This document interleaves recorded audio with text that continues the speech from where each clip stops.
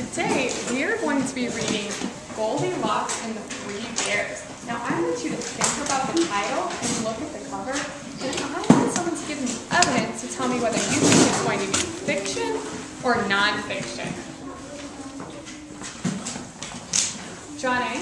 It's going to be fiction because there's no such thing as bears, clothes and hats and walking and talking. Today, while we're reading, we're going to be working on asking ourselves questions. So when we read, you always want to be wondering about things, asking yourself questions so that you are always learning more about the story. So some ways we can ask questions is by saying things like, I wonder, why, how, or who. And so while we're reading today, your goal is to be asking questions that start with words like this so that you're thinking about what's happening in the story. So I'd like you to go ahead and turn to the first page. And we're going to read these first two pages together. Follow along as I read. Johnny? That's true. I see that they have a house, and we know that real bears don't have houses either, so that's more evidence that this is definitely fiction. Here we go. Once there was a cozy little cottage. So I'm going to stop, and I'm going to use our symbol for a question. Just watch me this time. And I'm going to make a question mark, and I'm going to put it where I have a question. And on this page, my question is, I wonder what's going to happen in this house while the bears are gone on their walk. So while I'm reading, I'm going to be trying to find evidence in the text to answer my question. I wonder what's going to happen while those bears are gone from the house on their walk. Okay, go ahead and turn the page.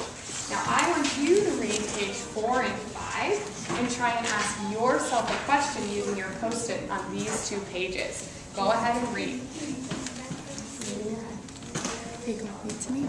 Just at that time, a little girl was talking to A. Great, who would like to share their question? Sujata?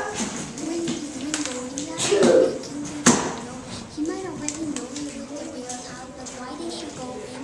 Because she thought big things. Oh, very interesting. So Sujata said she noticed in the illustration that Goldilocks is peeking through the window. So she might have already known that the bears weren't there. So Sujata asked, why would she still go in, even if the bears weren't there? Who else would like to share their question? Johnny? I wonder what Goldilocks is going to do to the porridge. So Johnny wonders what Goldilocks is going to do to that porridge. Anyone predict what she might do with that porridge? Joanna? She might eat it. She might eat it because she's hungry and tired. Okay, let's keep reading. Go ahead and read the next two pages, and I want you to ask yourself another question while you're reading.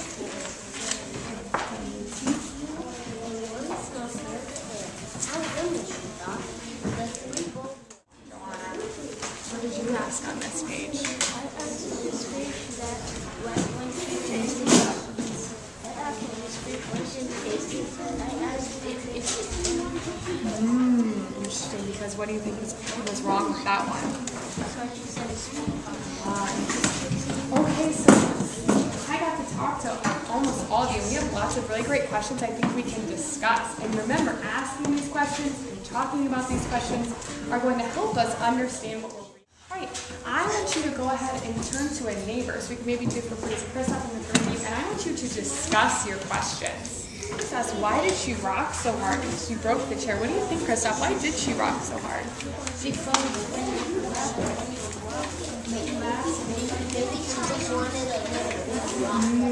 So let's think, if she was in baby bear chair and she rocked too hard, what might have been the problem? She did rock too hard, but why else might she have broken that chair?